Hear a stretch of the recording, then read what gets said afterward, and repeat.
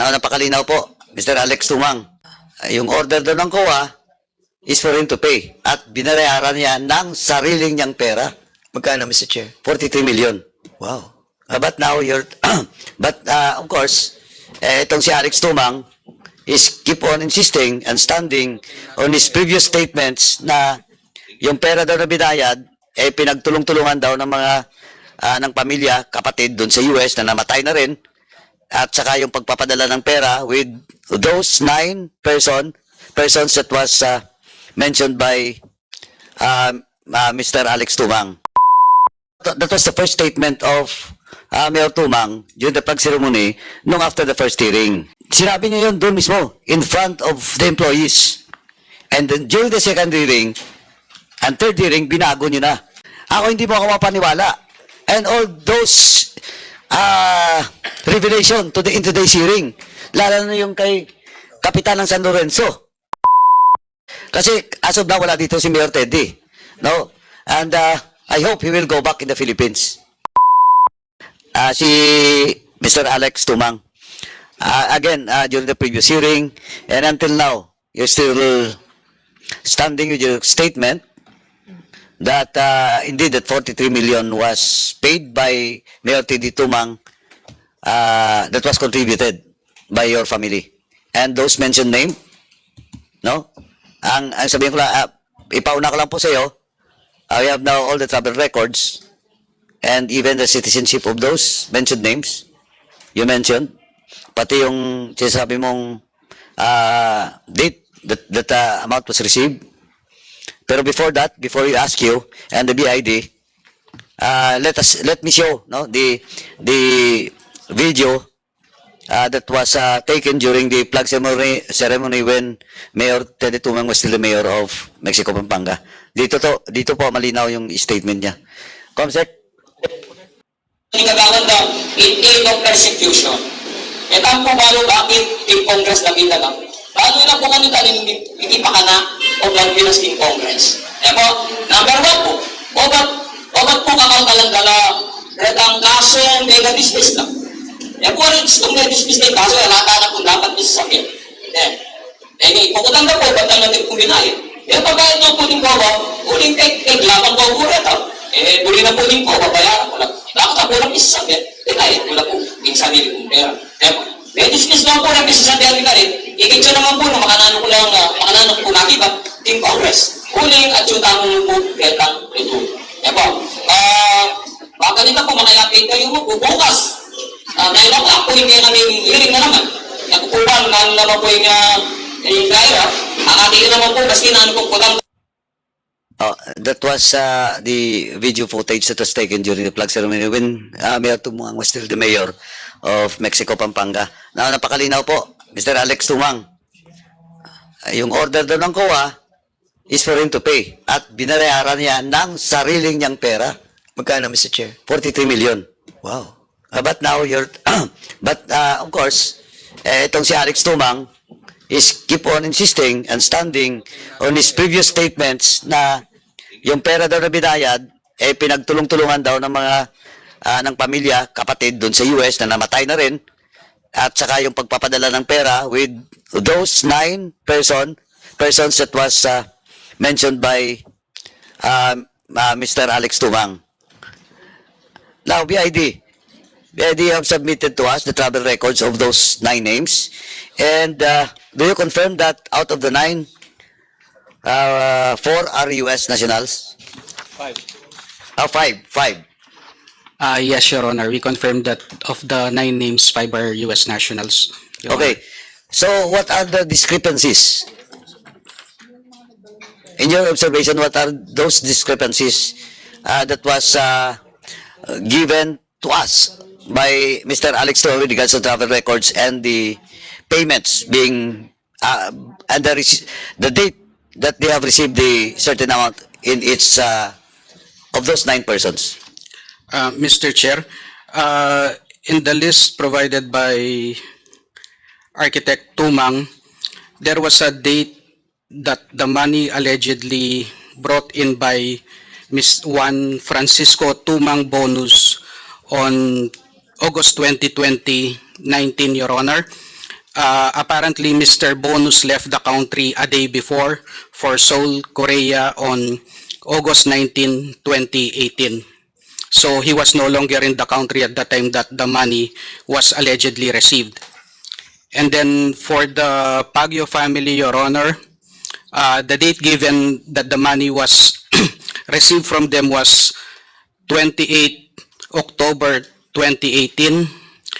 The family arrived on 29 October 2018. And then Krisha Marie Pagyo in 2018 was just 7 years old, Your Honor. Oh, Mr. Tumang, Alex. Good afternoon to this committee. Regarding po doon sa testimony ni ex-mayor Teddy Tumang, if I am not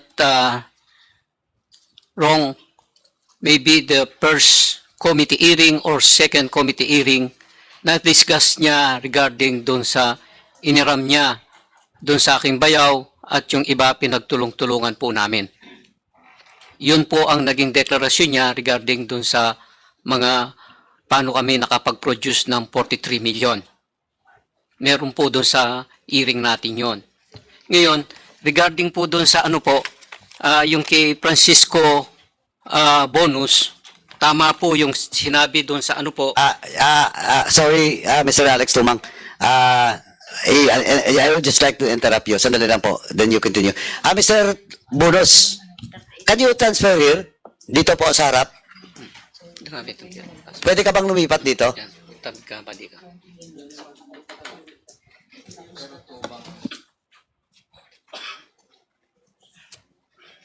Okay, please proceed. Mr. Alex Tumang. Tama po yung sinabi po ni sa ano department ito sa Migration. sorry po, sa immigration na nagkamali po si Mr. Francisco Bonus doon sa nung nag-usap kami by phone, doon sa nagkita kami doon sa ano, mali po yung deklarasyon niya. Kaya nung binerify namin kung tama yung mga documents na binigay sa amin, tapos tinignan namin yung records na sinagmit namin sa Congress, may discrepancy. May discrepancy po siya. Instead of August 20, December po siya nagdalang pera. December 5 nung nag-arrive siya, kaya yung December 6, doon po siya pumunta sa bahay na binigay doon kay Agnes. Ngayon, yung regarding po doon sa kay Krisha Marie Pagyo, ang pagkaalam po namin, pwede pong magdala yung underage, basta kasama po yung kanyang parents, base doon sa ano po, sa Bangko Sentral ng Pilipinas, Circular Number 1146, Series of 2020, Annex K, page 2 of 2. Nandun po. In case of minor age below 18 years old, traveling with or without its parent or a legal guardian, the parent, legal guardian, or the Bureau of Custom personnel, whoever is available, shall assist the minor in accomplishing the form. Chair. Yes, Chairman Akop. Andre, are you done? Architect Tumang, are you done? Yes, Kahit hindi Your siya Honor. tapos pa, architect. Yung sinasabi mo, yung regulasyon niya, di ba? Opo. Paano nagkaroon ng pera ng ganyan kalaki? Yung 7-year-old. Pinadala lang po ng aking bayaw na galing pong Amerika. Ito po yung pinag-uusapan natin na 5 Sino? million. Anong pangalan? Anong pangalan na bayaw mo? Norma Deyang po, Mr. Chair. Yun yung patay. Opo.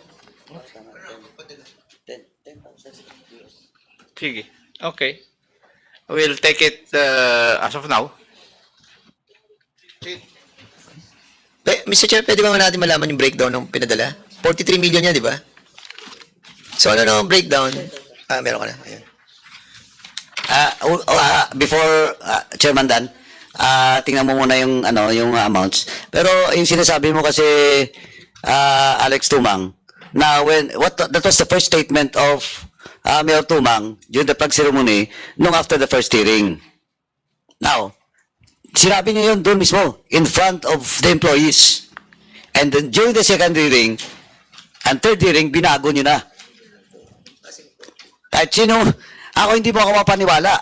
And all those revelation in today's hearing, lalo na yung kay Kapitan ng San Lorenzo, na lahat ng mga transactions doon sa Yatay, si Mayor Tumang ang may hawak ng pera, siya pa nagbibigay ng mga komisyon. With that, Mayor Tumang has the capacity to pay. Pag tinanong ko itong si Bonus mamaya, are you telling the truth? Are you confirming the statement of Alex Tumang? Kino-confirm mo ba?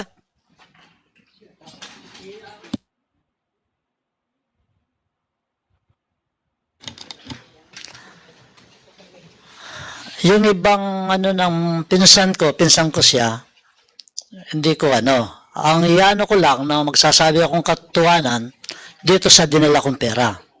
Twice ka nagdala ng pera. Your Honor. 10,000. Your Honor, yes.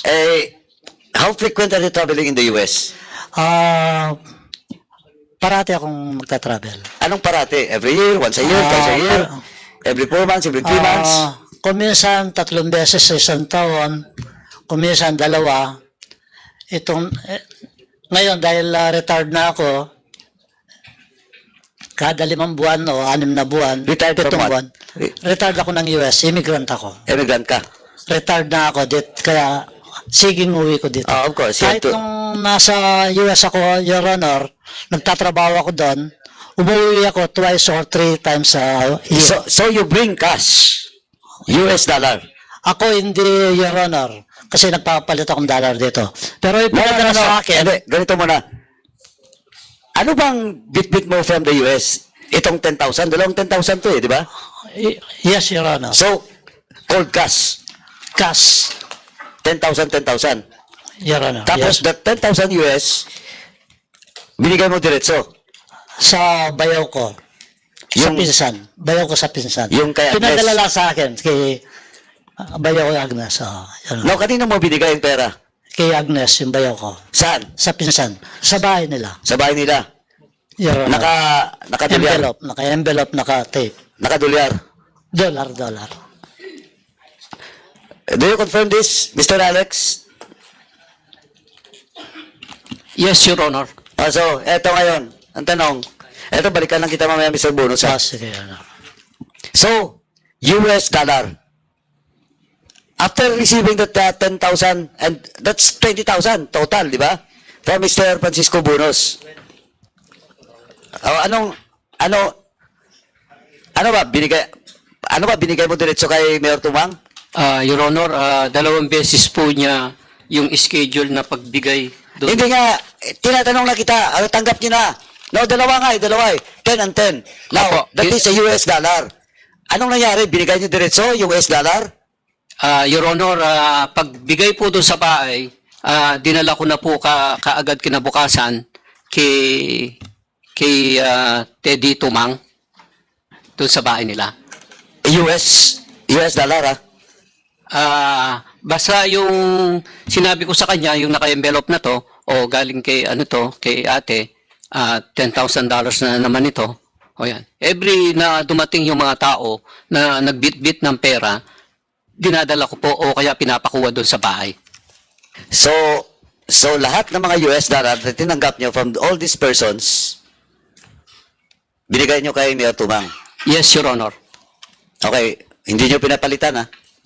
Hindi po, wala na po akong pakialam doon sa basta binigay ko po sa Andito ba yung treasurer? Former treasurer ng Mexico, Pampanga, who is involved in this transaction? Meron ding? Nandito ba? Wala.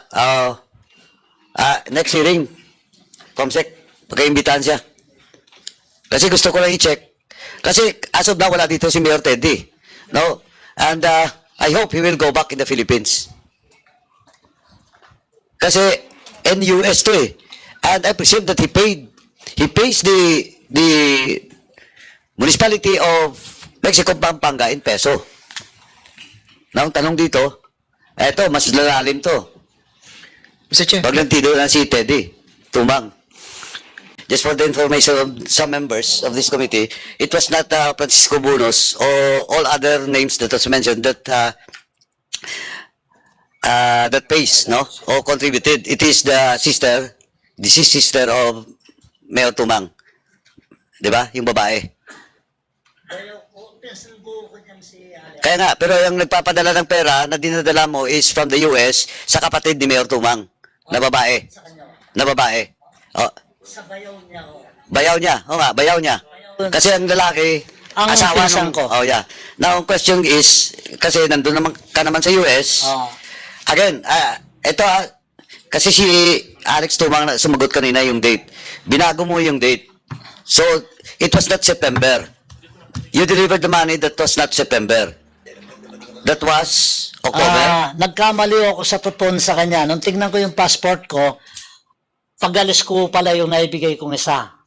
Kasi ang labo. Hindi, ang tanong ko lang, so when was that money delivered to the wife of Alex Tumang? One day after 5 December and September. So September 28? 20. September 20. At saka, Yun yung first. yan ang first, tapos December 5. Then December 5. December 5. Kasi ang arrival mo is December 5. Dito. Your Honor. Yes. Please, BID, please check na lang po if indeed the arrival or entry of Mr. Francisco Tumang, Francisco Bunos, coincide with the date that was mentioned by Mr. Bunos. Mr. Chair, would it be possible to check the passport of Mr. Bulos? Because based on our records, he does not have any arrival of December 5 in 2018. He did have an arrival of December 2, dated December 2 in 2017, Your Honor. December 2 daw, 2017. Nandito, Your Honor, yung 2018 yan? passport. 2018. Paki ano lang mamaya, no? Para hindi tayo tumagal. Paki-check na po BID with Mr. Bunos and look at the passports na lang po. Yes, Mr. Chair. Oh, thank you. Now, Mr. Alex Tumang. Hindi, balikan kita mamaya. Hindi pa ako tapos si Bunos. You're familiar with the bayaw, no? Bayaw of Mr. Teddy Tumang. Ano ba yung trabaho niya doon? Nagano sa mga nagbabantay sa mga mayayaman na ano. Parang ano, caregiver. Caregiver siya. For the past ilang years pa siya doon? He was there. Mga 30-something. 30 Magkasabay kami. As magkasabay kayo? 40 years din na. 40 years. So doon siya namatay sa US? Doon siya namatay sa US? Yes, Your Honor. Okay. Anyway, so ito, i-clear ko lang, I will take this your statement na yung first delivery is September 20. Tama? Something. Parang malimutin ako. Nandun nakalista doon sa passport ko, Your Honor. Hindi, yung arrival mo kasi from Seoul is 19 August 2018. 19 o 20. Advance ng, 20. Sige na, okay na. So, sige i-take ko lang to Yan Your Honor. So, September. Hindi kasi dito nakalagay is August 20. Umuwi rin ako nung August na, 3 beses ako umuwi nung buwan na yon. Ay, yung taon na yon. Pero yung pagdala ko ng pera, September at saka December lang. Okay. Alex. Ito i-clear na natin Baka next hearing may babaguhin ka na naman. Hindi ako nagkamali. Hindi, no. Not you. I'm talking to Alex. Kasi yung sa kanya, binago nyo. Okay. Sige. Let's leave it to that. Itong kay Kalma. Sure ka na dito? Your Honor, natawagan ko po siya noon nung umuwi siya, kasi US citizen po to eh. Oo nga. Oho. Bali, binato lang po sa akin yung date niya. Binigay lang po sa akin. Hindi, ganito kasi ang record ng BID is April 12, 2018 from Los Angeles. Yes. Tapos yung payment or you received the amount of 10,000 on April 12 din, 2018. If I'm not mistaken, Your Honor, kasi sa kanila po nang galing, tinanong ko kung anong date sila pumunta sa bahay. Ngayon, binabasian po nila yung kanilang passport.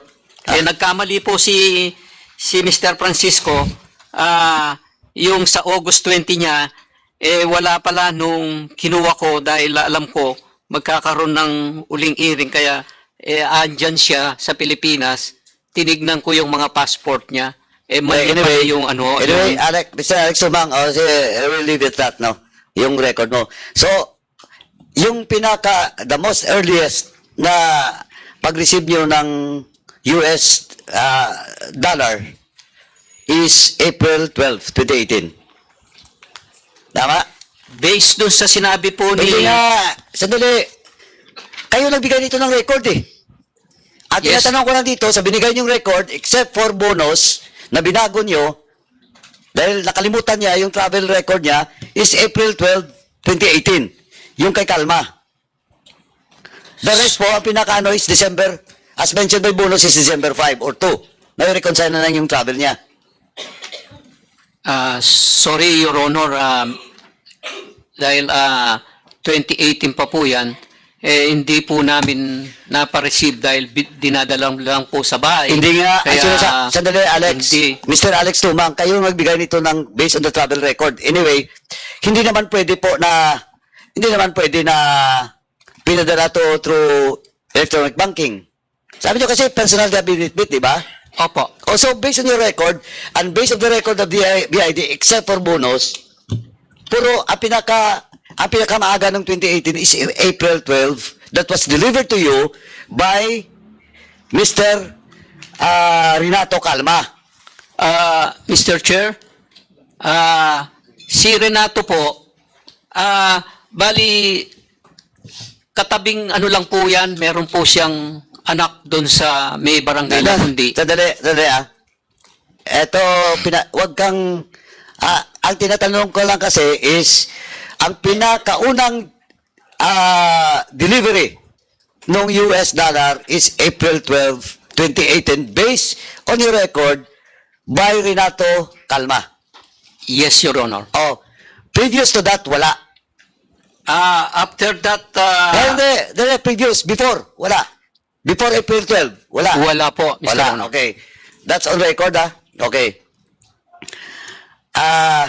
With this, may I direct Mayor Gonzales, no, to produce and submit to this committee the certified true copy of the payments of Mr. Teddy Tumang with regards to the 43 million pesos. All, if that is, I think if my memory serves me right, that was a two-tranche payment. No? Kung tama yung pagka-remember ko. But of course, I have to get it, the committee has to get it, because we need to reconcile the dates. Kasi the notice of disallowance happens much earlier. Because the crime that was committed with this 43 million happens during the year 2011 ata. Tama? Tama, Mayor?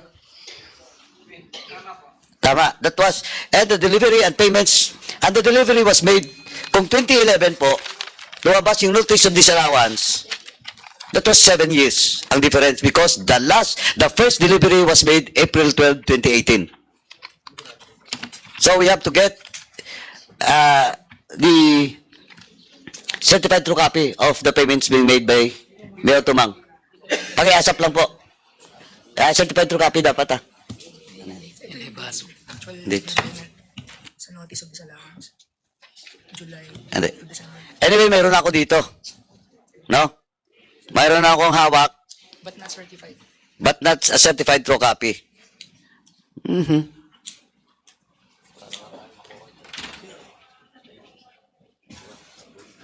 Ayan, may problema talaga dito. If the data is correct, ano, kasi hindi pwede kayong gumawa ng story dito sa committee. Nandiyan yung mga initial dates. Now, we have to get a copy with a certified true copy from the Treasurer's Office to Mayor Gonzales. Please, Mayor, ASAP lang po. Kasi pwede niya mang sabihin na si Mr. Bonus nagdala ng ganito, nagdala ng ganito, nagdala ng ganito. Pero ang mahalaga doon is the payment of Mayor Tumang. It is 4 tranches pala, hindi 2. 4 na tranche. Umani naman ito ng iba't ibang reaksyon mula sa ating mga netizens. Ayon kay Marvin de la Cruz, ganyan ang corruption sa mga taga-Pampanga, nakakahiya ang mga opisyales na sangkot dyan. Pahayag naman ni Manny Wong, Congress should release the outcome of all congressional investigations. Dapat lang talaga may makulong dyan. At ito naman ang saloobin mula sa ating kababayan na si Vladimir Joseph, almost government officials from Pampanga are under investigation at the Senate and Congress regarding anomalous transaction. Taga-Pampanga lang sak alam. Mga kababayan, feel free to comment below para maglabas ng saloobin sa balitang ito.